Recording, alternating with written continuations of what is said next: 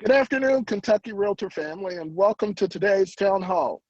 As we continue to discuss now, the future, and the bridge to our new normal, we have a distinguished panel with us today as we hone in on looking forward from a commercial and residential aspects of our business.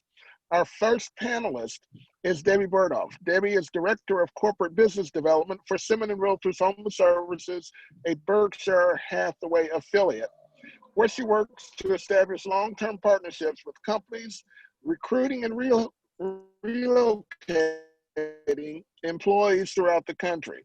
She has a bachelor's degree in interior design from the University of Louisville, recognized in Business First as People to Know in Real Estate, and twice recognized by Today's Woman as Most Admired Woman nominee. Network of Entrepreneur Women, Greater Louisville Incorporated, on the Committee to End Racism, Habitat for Humanity, and others. Thanks, Debbie, again for joining us. Then we have Lee Whalen, is Director of Business Development for the Weyland Ventures, specializing in development, redevelopment, sales and leasing of mixed-use properties, focusing on areas in and around the urban core.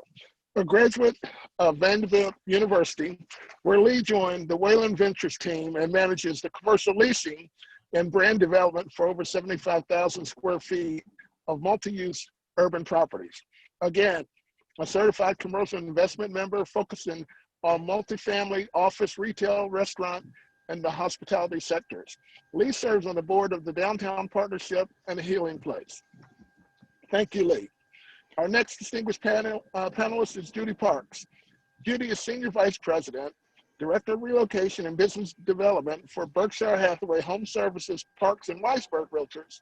Judie made the easy transition from computer engineer to a successful real estate career, selling over $250 million in real estate. She holds a master's in engineering from the University of Louisville. Her designations include GRI, CRS, CRP, twice recognized with Berkshire Hathaway HomeServices with a Legend Award. Committed to her community, Judie serves on numerous boards. She is a past GLAR Realtor of the Year, a NAR Director, and the 2020 President of the Greater Louisville Association of Realtors. Judie, thank you for being with us. Our final panelist truly needs no introduction in our industry and has been a great friend to Kentucky Realtors. When we call, Larson responds. He is the Chief Economist and Senior Vice President of Research for the National Association of Realtors, where he oversees and is responsible for a wide range of research activities for the association, including NAR's existing home statistics, affordability index, and home buyers and sellers profile report. He regularly provides commentary on real estate market trends for our 1.4 million members. Dr. Young creates NAR's forecast and participates in many economic forecasting panels, among them the Blue Chip Council and the Wall Street Journal Forecasting Survey. He appears regularly on financial news outlets, is a frequent speaker at real estate conferences throughout the United States, and has testified before Congress. He also participates in the Industrial Economist Discussion Group at the Joint Center for Housing Studies of Harvard University, and has appeared as a guest on C-SPAN's Washington Journal. His undergraduate degree is from Purdue, and his PhD is from the University of Maryland at College Park. Also on the call are committee members and CEO Steve Stevens. With that, I thank each of you, and I turn it over to the owner of the Breland Group, NAR Director, Lamont Breland. Thank you, Mr. President, and Lester, please keep your eyes on the road. I hope you weren't driving through all that. I wasn't. Hey, listen, thank you everybody for being here, and we appreciate it. We decided it was a good time to come together and talk a little bit about commercial real estate, but not just commercial, but also how residential and commercial kind of come together, especially when it comes to relocation. I know NAR came out with a report just today that I was able to scan, just talking about how 2020 quarter Q2, it looks like it's down quite a bit. Maybe the only saving grace for now is industrial warehouses and things like that, but they're they're still not exempt from this. So, so we wanted to just talk to our relocation directors to see if companies are still relocating people in and what will the future of the office look like. So hopefully Lee can help us out on that a little bit. But to start off with, we wanted to ask Dr. Yoon to kind of chime in and tell us what he's observing in the economy, both residential and commercial. Dr. Yoon, thanks for being with us. Thank you, Lamont, for inviting me, and I want to thank President Lester Sanders for being a great leader in the state of Kentucky. I think my last in-person meeting was in Louisville, where Lester was there. But many things have changed. 2020 has been year of surprise. Commercial real estate, the price level was hitting all-time high month after month, right up to the pandemic. But now anticipate maybe about 10% drop in commercial real estate prices if one has a diversified portfolio, just because the occupancy level is declining. Certainly trying to raise rent in the current environment is almost impossible, with the exception of maybe industrial warehouse spaces. So commercial real estate is really taking on the chin at the moment. So let me give you a broad picture of the economy and where we are likely to go. So before the pandemic, back in February, U.S. economy was rolling along, all-time, pretty much historically low unemployment rate across all 50 states. Then we hit a pandemic, and depending upon the governor's orders, whether real estate was essential or when they had the lockdown or for how long, in which phase of reopening, phase 2, phase 3, we are seeing a great divergence across the country related to economic performance. Specifically, New York State, California, very high unemployment rate because both governors has decided to have a strict lockdown. They want to vanquish the virus, but it's coming at a huge economic cost. Low unemployment rate in South Dakota, Utah, because they reopened their economy sooner and in more relaxing way. So unemployment rate is close to almost normal level of 4% unemployment rate. Kentucky is around the middle, 6-7% unemployment rate. And jobs are slowly coming around after the lockdown, but still very far from the peak level unemployment rate back in February for the state of Kentucky. So still a long way to go.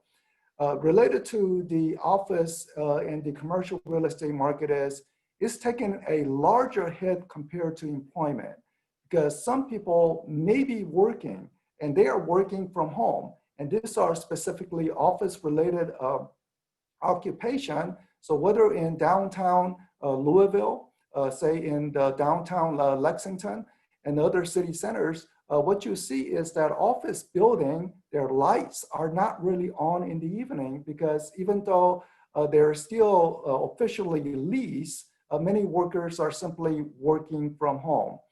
Fortunately, the rents are still coming in for the most part. The new leasing activity is very, very difficult, but those who still have office spaces, even though they are not utilizing it, they're still paying rents. So the rent situation still remains reasonably stable.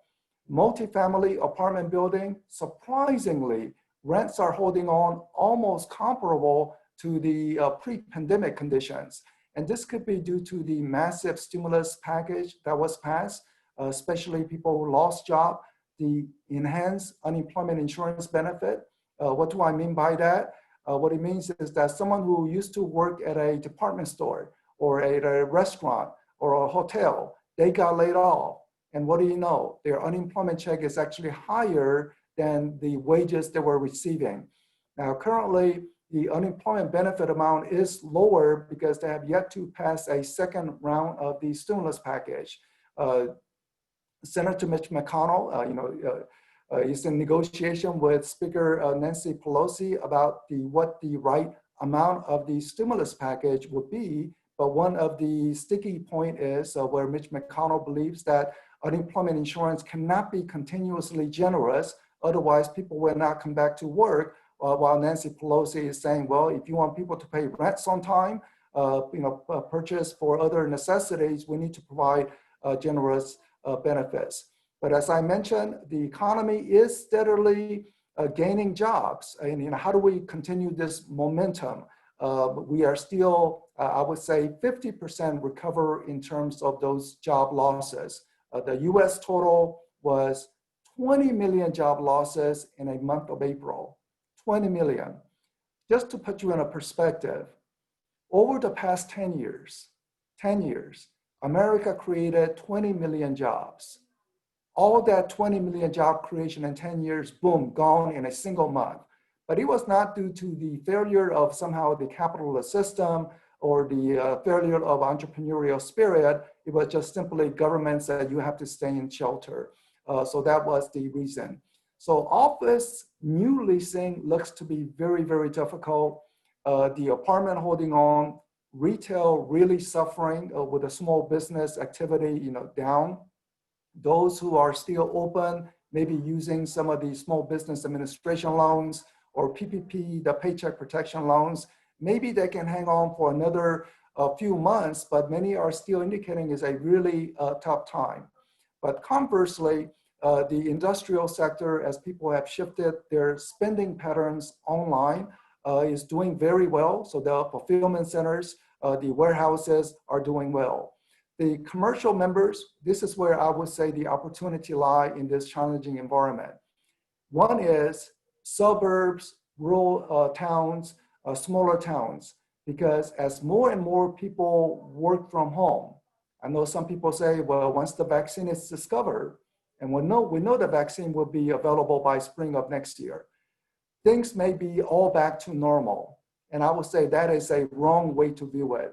I think this work from home phenomena is fairly permanent.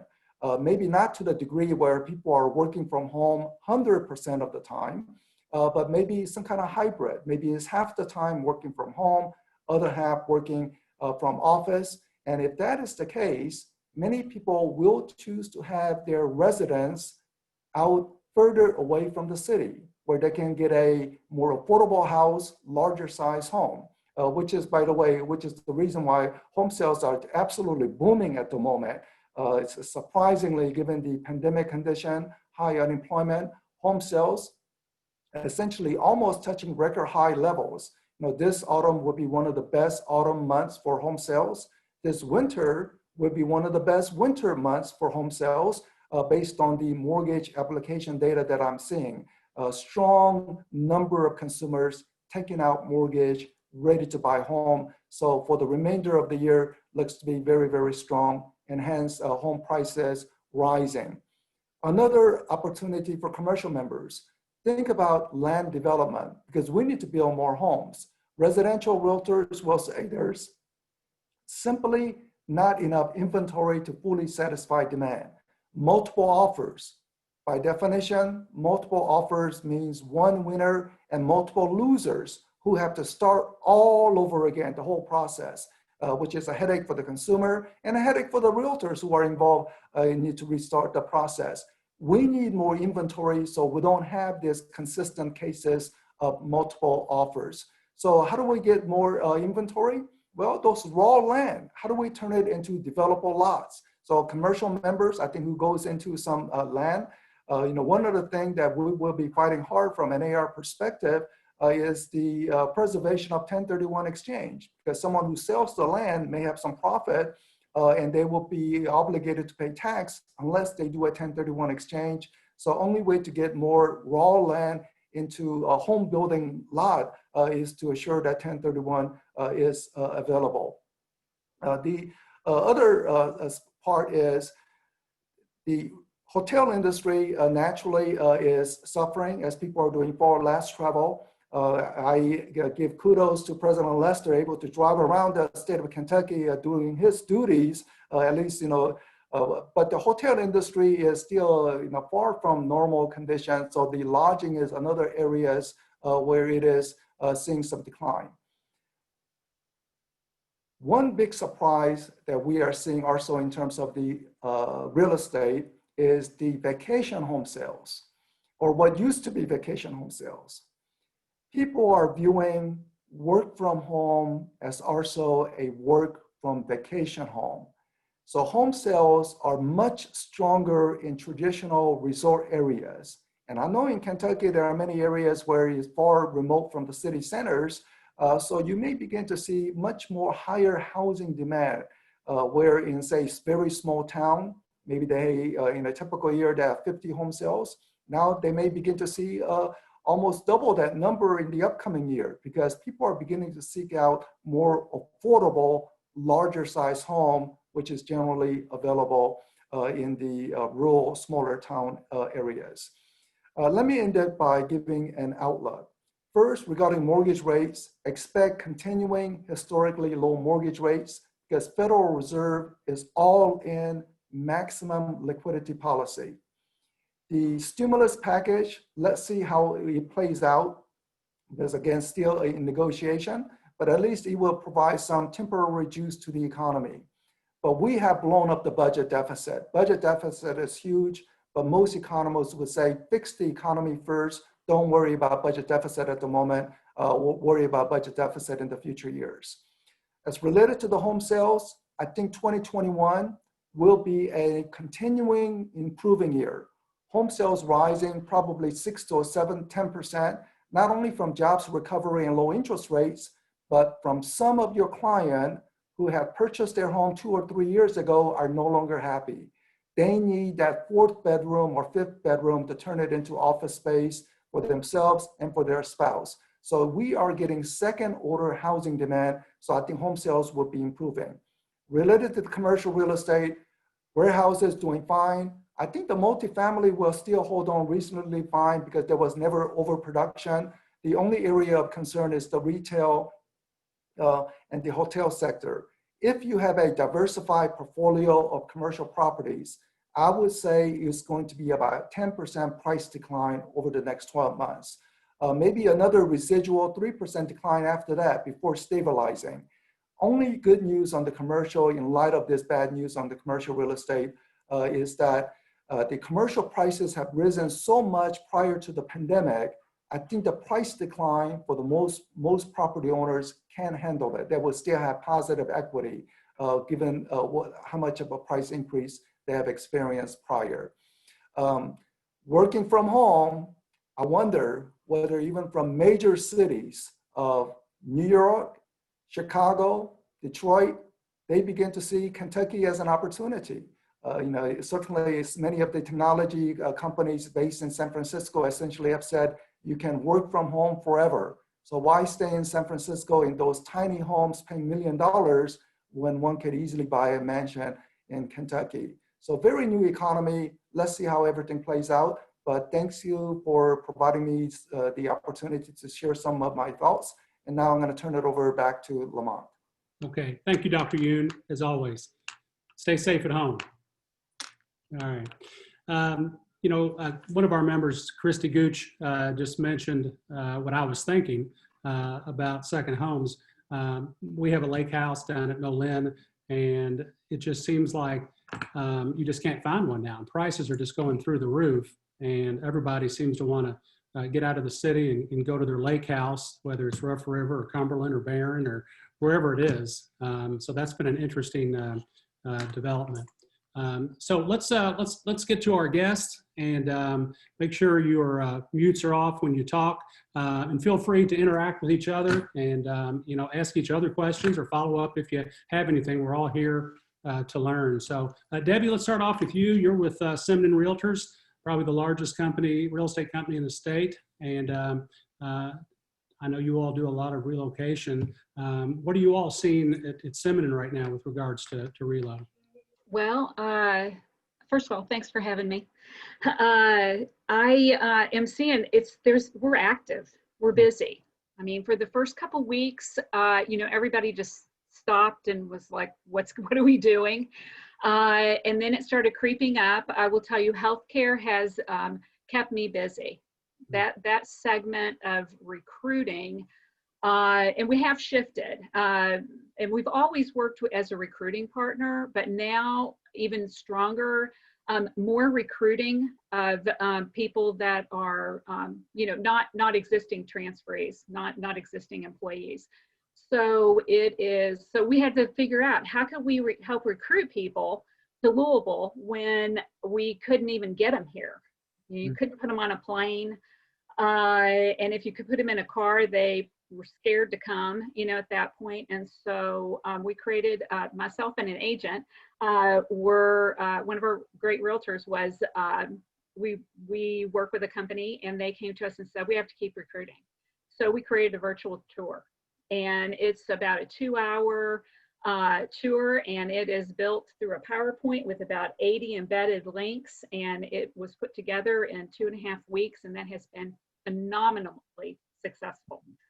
To be able to sell our city, you know, through that platform, and was able to keep these people interested. And then ultimately we're doing follow-along tours.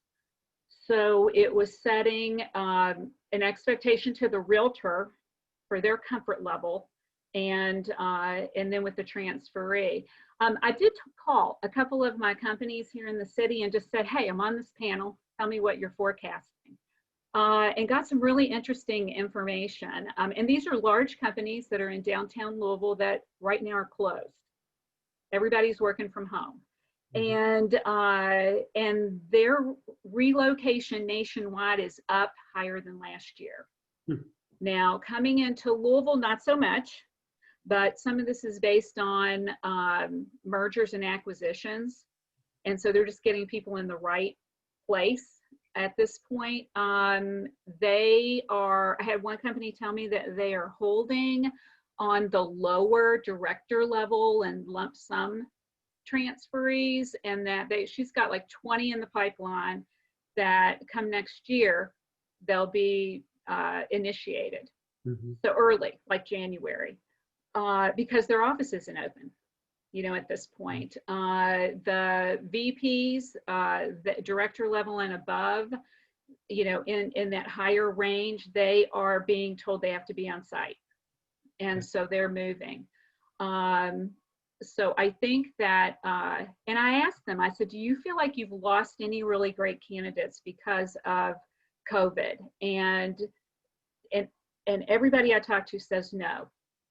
And so, you know, what I'm finding is when I'm talking with a recruit or a transferee, they may be nervous. They're working from home. They're in a bubble at this point. And so they're only seeing the news. And, you know, even this week in talking with someone who's moving to Louisville, senior VP, you know, he was like, well, you know, selling his home during COVID and, you know, and all of this. And so, you know, just being able to go, look, we have a normal. We are out of we don't know what we're doing. That was long ago. Now we have a new norm, and here's what we do, and this is what the process is, and here's how it's going to be. And they're like, okay, fine. Yeah. So I also was looking at companies and what were they doing with their policies? Were there any relocation policy adjustments? And so I had a couple companies offer extended temporary housing. So that might be interim housing for 3 months would be kind of a norm, and they were offering 6 months. I did not have one transferee take advantage of that. We've been able to relocate people within that 3-month period. One client said that they were experiencing a lengthier storage. You know, they had people that were in motion, and they had maybe sold their home, and then they were like, look, I'm going to stay back where I am. I got to work from home anyways. You know, I'll stay with my sister, my mother, you know, whatever. And then their goods were put into storage. So they have extended the storage timelines until the office reopens. And then the opportunity to extend the relocation if needed. Like I said, I'm not seeing too much of this. Everyone who's initiated is in motion, and you know, we just have a new norm. Right. Good. All right, Judie Parks, 2020 President of GLAR and Principal with Berkshire Hathaway HomeServices, Parks and Weisberg Realtors, possibly the longest name of any real estate company in the state. But a good name. But a great name. How's it going on your end? It's going great. So I will say that we never actually stopped. Relocation is one of my main niches, as many people know. I just kept right on from March 1st and never stopped. Doesn't mean we didn't change the way we did it. I sold a lot more homes on FaceTime than I've ever done before. That was a whole new world for me, but we did it because they were still coming. Some of these people had already, been initiated earlier before COVID, and they needed to come. And most of them sold their houses. I think one of their fears was, okay, I'm not going to get my house sold, and what's going to happen? They all sold their houses. If anything, the problem here was we just don't have enough inventory. So the ones that I have going into temporary housing and things, it's just because they can't find the house here that they want. That's probably been the biggest challenge. And I don't think that's going to change, at least not in our market anytime soon. The other thing that I've noticed is I do a lot with manufacturing, different types of the government. And so all of those people that we contacted, what they assured me was, they might be on a pause right now just because it's really more that their transferees don't want to move, whether it's they have an elderly person with them or their children. So they are still, building their plans, and they are absolutely transferring them, but they are working from their original place for right now. But they absolutely have been initiated in the system. The other thing, though, that's interesting, Bourbon is one of my big clients. They haven't skipped a beat. I mean, they are bringing them in right and left. And they're not even working in their facilities yet. They're being brought in, and they know they're going to work from home for at least the next 10 to 18 months, but they want them here in Louisville. And no one has not come. So that's the one good thing. I'm sure you all know the problems that we've had here right now, and there's no point in trying to ignore it because it's the big elephant in the room. I have had people call me and that will say, hey, what's going on there? Can you talk to me? But no one has not come. No one has not come. No one's delayed their transfer because of it. And when they do get here and they do the tour and everything, they are still super excited and, love the city. So our numbers are actually up across the board. We actually, believe it or not, have more listings, which is unusual, you would think, but even that and the sales have happened. I also talked to my counterpart at another large firm here that does a lot of relocation, same thing. So the numbers are up. Now, I do think that you have to be careful because there are certain people that are not moving right now. But what's happened is you have others that have taken over. So I think that's just really what's going on. That's why it's still pretty much up. And I don't mean like it's up like 20%, don't get excited. But the good news is it's not down 20% or 10%. It's actually staying pretty, at a pretty good pace. The other thing I will say, as far as working from home, a lot of the people that I deal with, whether it's my own agents or the transferees, they want to go to the office. I mean, they like working from home for a little bit, but all of them have said, I don't want to do this full time. I don't mind being home twice a week or whatever, but eventually they want to get back in, which I think is encouraging because I don't know what we're going to do with all the space if nobody wants to go back to work. But so it's been good. It's been very, very good. We're having one of the best years that we've ever had, even though inventory is low. We just need more houses to sell. Absolutely. All right, Lee Weyland, Weyland Ventures. The article today that I read with within AR and commercial, it had a whole segment on adaptive reuse. And I know Weyland Ventures, it seems, has been kind of a pioneer when it comes to adaptive reuse, which means taking old buildings and repurposing them to a new life and new purpose and so forth. How's your all's business doing, and what observations have you made, Lee? Yeah, thank you, Lamont. Our business is stable. It's been a challenging year.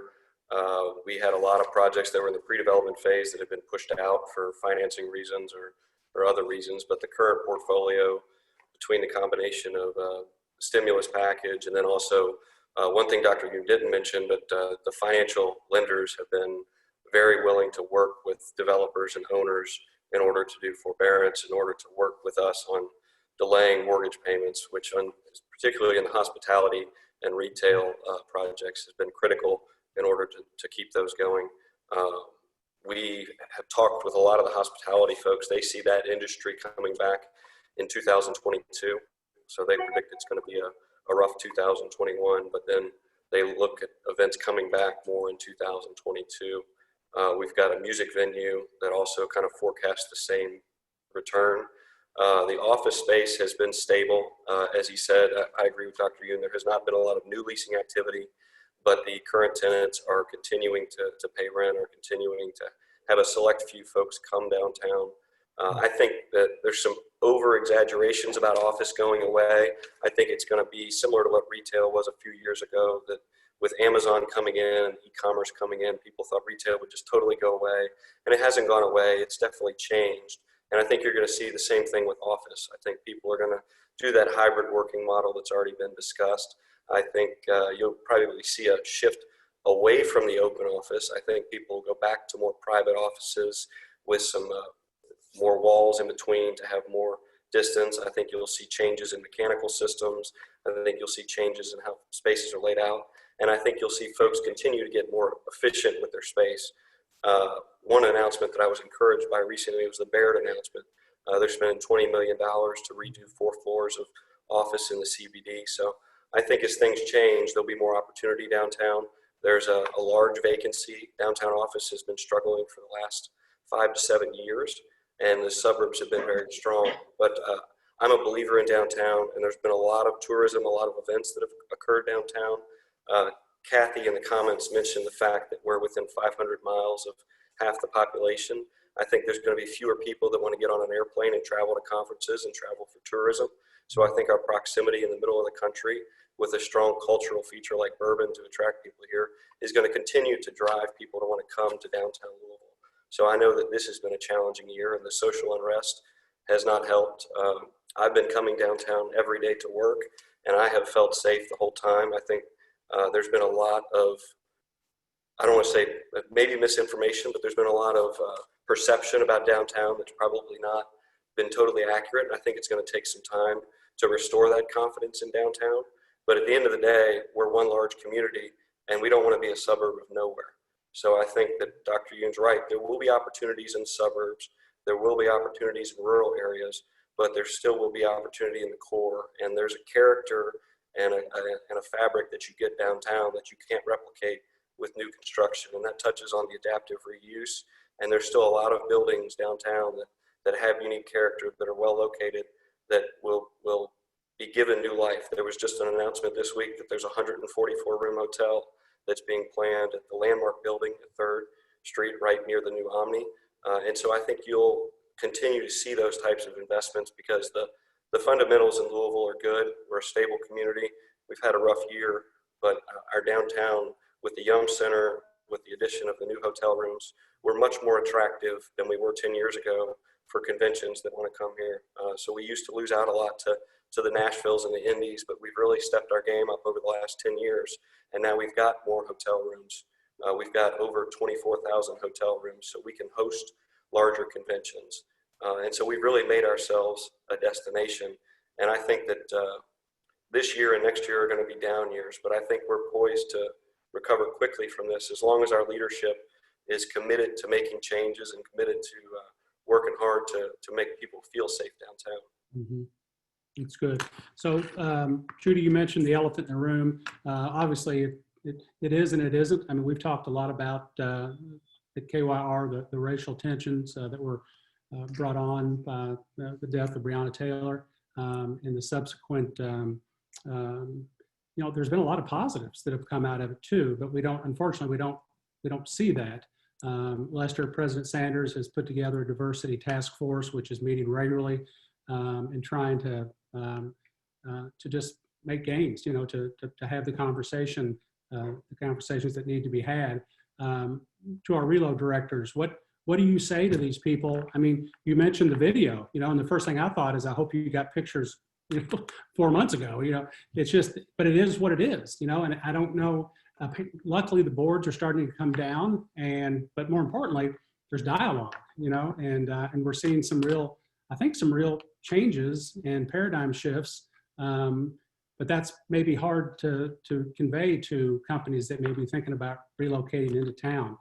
What are you all seeing with regard to that? And Judie, I know you touched on it, but how are you all overcoming that? I'll go first. It's not a conversation, honestly. We have, during some of the more volatile times, strategically, put candidates, in hotels that weren't downtown. And so I've got one staying in New Lou who just arrived today. and so, I can see that they're getting, back up and going into that feeling, okay about downtown. But honestly, I have hardly had anyone even ask me, because it's happening in their city too. Mm-hmm. So they kind of get it now from a big corporate, I want to move my company here. I'm not involved in that thought process, but on an individual level, and yes, that would have been, part of our tour, to go downtown. And so what I say is right now, Louisville is a fabulous city. We are a vibrant city. And right now, because of COVID, Bardstown Road's not wild and crazy like it usually is. It doesn't have the energy. And so, and I'll tell them it is, you've probably seen on the news, and they'll say, yeah, I have, and I'll say, so, at this point, our city is not as vibrant as what it normally is, but please know that is not really protest driven. And peaceful protesting is 100% supported. And it is really COVID. There's people not working downtown at this point. Right. The office buildings are closed. So, I will say that there was one very high level transferee that I feel we lost. And that, when I emailed the realtor who toured them and said, hey, the wife doesn't want to come right now, the realtor called me and said, you've got to be kidding me. That wife was 100% on board. And realtors know when they've got that buy-in. And so we talked about it, and I went back to the recruiter and just said, I don't think you lost them.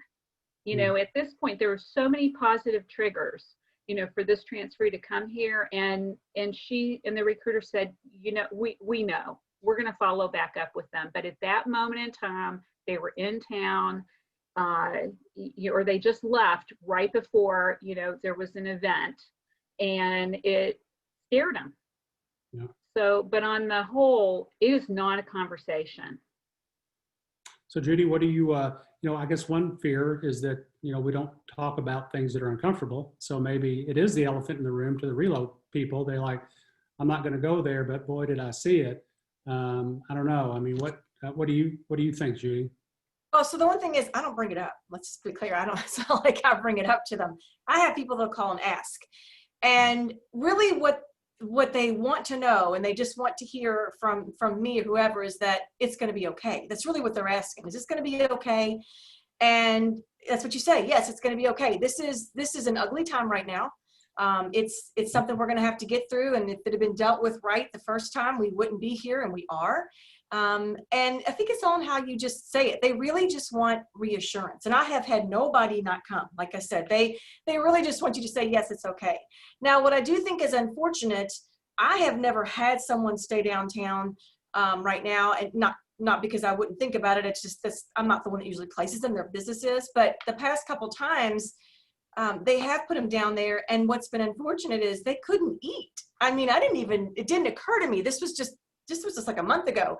But on a Saturday morning, they couldn't find a restaurant to have breakfast, and even the hotel, because they got up early to then come meet me and whatever. So I think it's just stuff like that I'm not even thinking that's changed that much, but they're not open because, as Debbie said, no one's working down there. They can't afford to have that restaurant open during the week. It's got nothing to do with the protests. This is just because people aren't working. The Humana building's empty, and LG and so I think it's just on how you say it to them.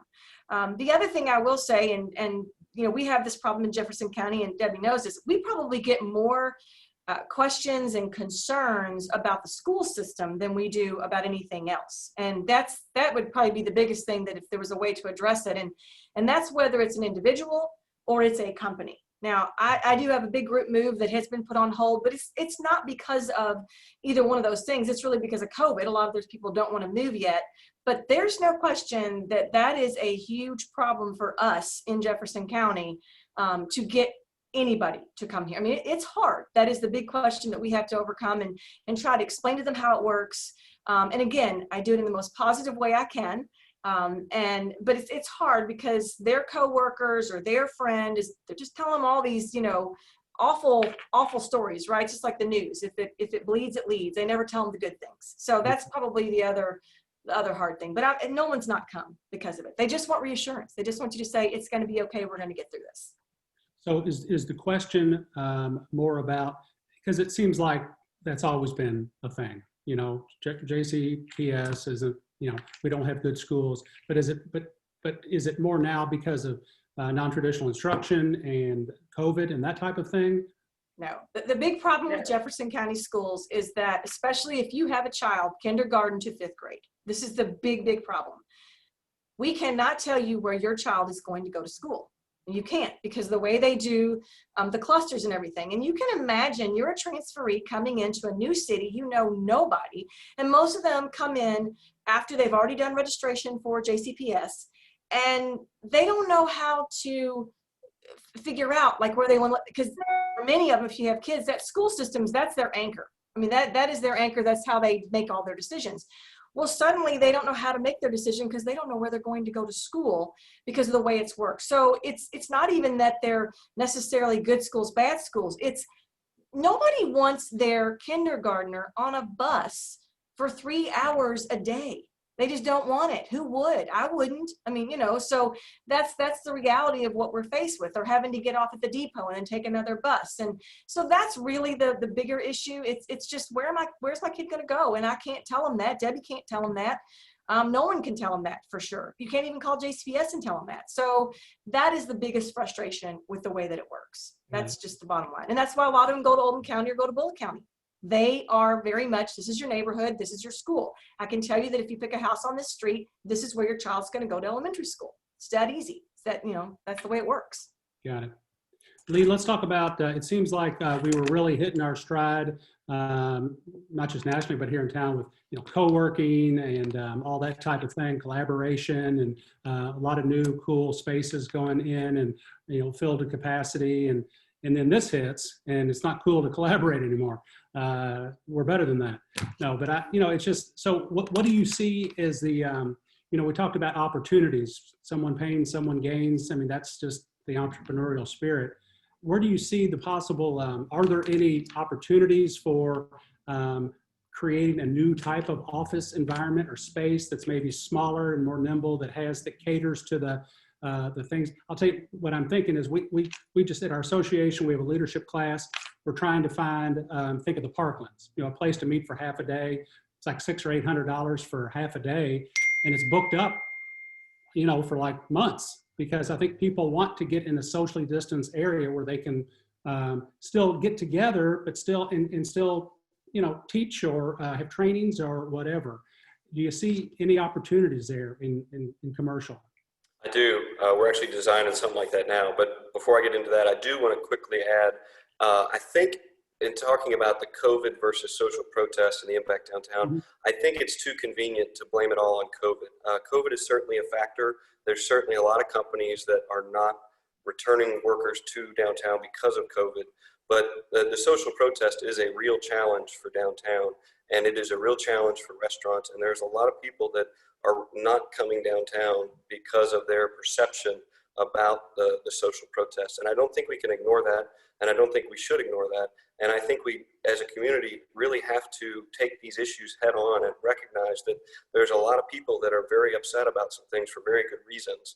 And we need to have some real conversations to bring everybody together as a community. Because at the end of the day, we're not going to improve ourselves as a community unless we can bring everybody on board and give everybody a path to success. And so I think we need to be cognizant of that. And I think we need to, I've been trying to listen and to learn. And I think we need, if we want downtown to be successful again, we're going to have some uncomfortable conversations. We're going to have to acknowledge that we've got some problems in our own backyard that need to be addressed. Good, very good. Anybody else want to comment on that? Because I do not want to gloss over this. And I know, Lee, a lot of your properties are in those areas, especially the downtown Highlands and others. Anything you all, our companies are doing? I know Semonin has a diversity task force, I think, and probably Berkshire Hathaway. And I know at our company, we're just trying to have conversations, 10% of our agents at our company are of color. So to not talk about it says a lot, you know. So I think as leaders, we have to be intentional and bring up the conversation, but that's scary. I mean, because you know, you have to have some ground rules. I think that there are no dumb questions. We're all here in love, and you know, let's try to figure this out. And it's not we're not going to be able to push a button. This is it's taken hundreds of years, and it's going to take a long time to kind of get better, you know. But if we can make little steps every day, I think, yeah.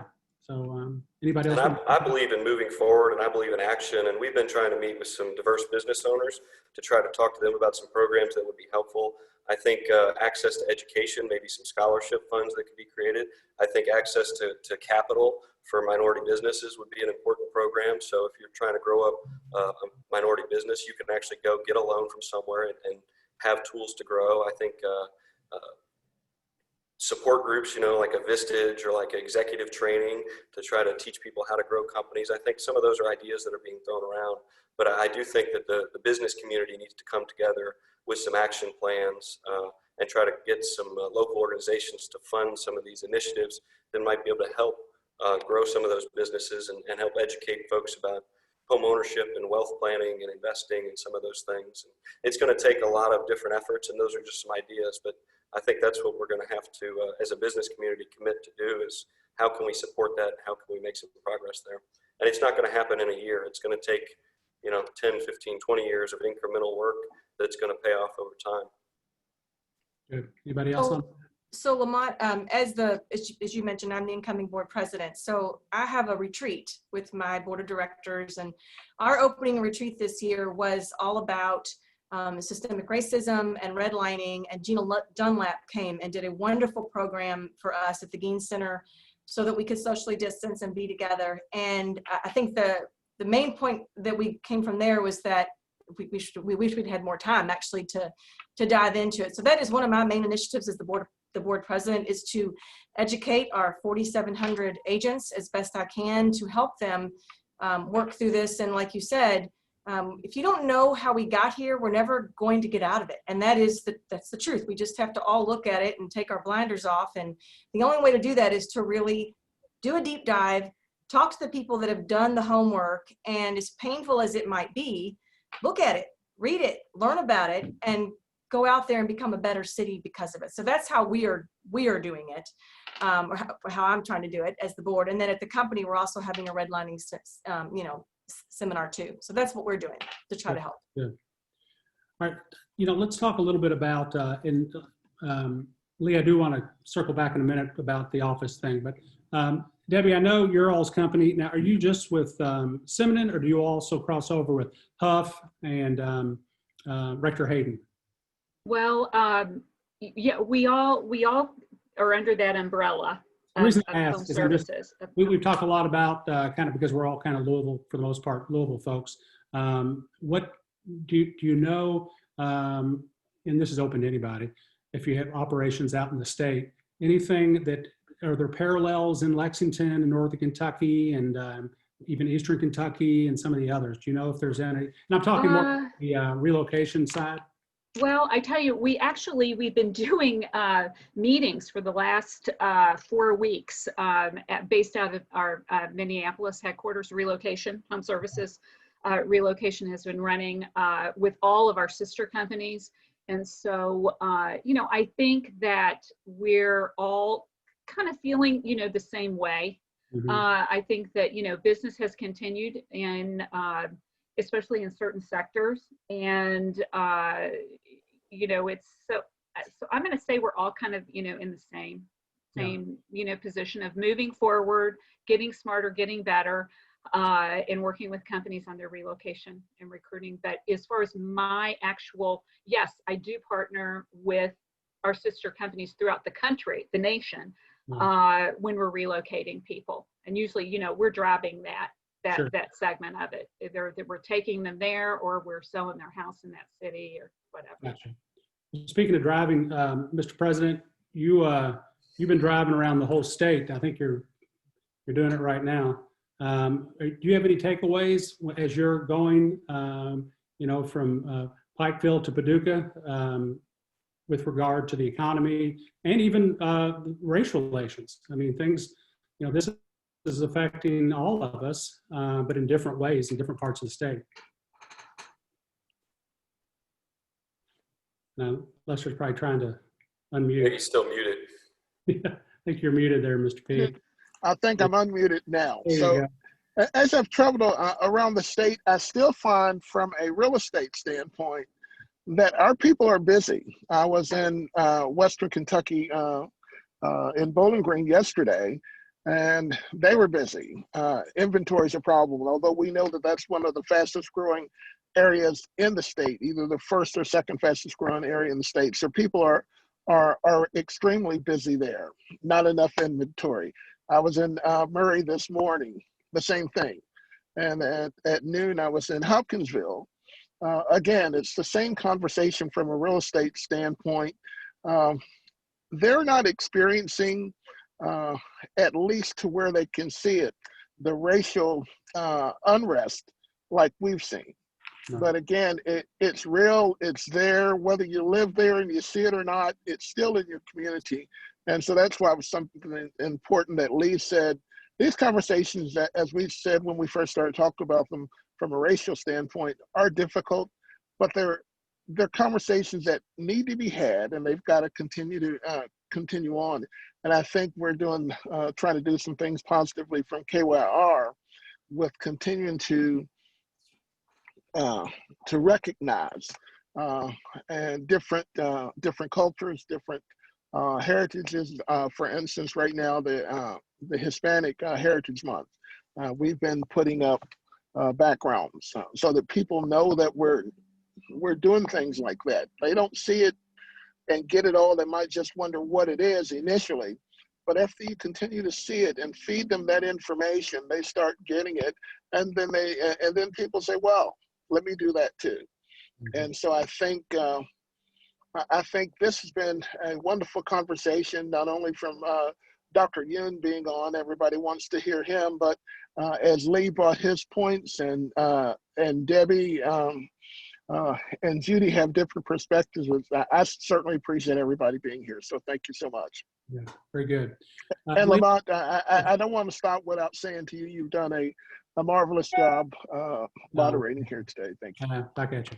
Lee, let's talk back about the opportunities in maybe the new office environment. Do you have any thoughts? So I think COVID has kind of accelerated trends that were already existing. So I think that the co-working you mentioned may actually continue, but I think when those co-working spaces are laid out, they might look more like a traditional office than they maybe would have 2 years ago. I think you'll see more private offices, more closed-in conference rooms. But I think that co-working model, subscription model, might actually be even stronger moving forward, because you're going to have a hybrid model for a lot of companies. So if you're a smaller company, maybe you've got 30 people, maybe you just pay for 15 desks or 15 offices a month, and then you kind of shuffle workers in and out different days, and they can use the space in the co-working spot. And so then you're not committed to a 5-year lease. You're not committed to as much space as you might have needed. And then you can bring people in and out, and you can have meetings as you need to, when you need to. And it's more of a kind of a month-to-month subscription model. And I think that's going to be attractive to a lot of companies, because then they're not tying up as much capital into office, and the developer can put the capital in, and the developer might actually get a little bit better of a return on a shorter term rent, might have a little bit more dynamic pricing, more similar to a hotel. And then I think hospitality is going to continue to change. And I think the Airbnb online unique model for the smaller boutique hotels will continue into the future, because with a lot of these new properties, it's smaller. Maybe there's only 12 rooms, maybe there's only 5 rooms. You can go there, you can check in through your phone, you can go in, you don't ever have to meet anybody at a front desk. You've got your own essentially apartment with your own kitchen, and you can travel that way, and you can be in an urban area, a unique spot. You're not a 500-room hotel with big shared lobby and things like that. So I think there are greater opportunities moving forward with those kind of COVID changes that you'll see with some of these urban spaces. Good stuff. I agree with you. Debbie, Judy, Lee, any last comments you want to make before we sign off? We really Thanks for appreciate having me. Well, Yeah, thanks. It's been great. Really, really interesting. I think we've been blessed as an industry for sure. I mean, you read about so many that are just struggling. while our reality is totally different, we're still working, you know, and we're still closing deals and helping folks out. And let's just hope that continues. So without further ado, thank you all. I'm going to turn it back over to Lester to close us out. Lamont, I just want to say thank you not only to our participants on the panel, and you have been absolutely wonderful. You brought great information, but not only good information, it's information that we can actually take and utilize as realtors as we move forward and we try to plan throughout the year, whether we're working with that person coming in to buy, or whether it's the person that's in to live in a residence, or that a lot of people are sitting on cash now and they want investment. So it's been an important conversation. So again, thank you to the panelists, and thank you again for moderating. Thank you all. Be safe, and we'll see you next time.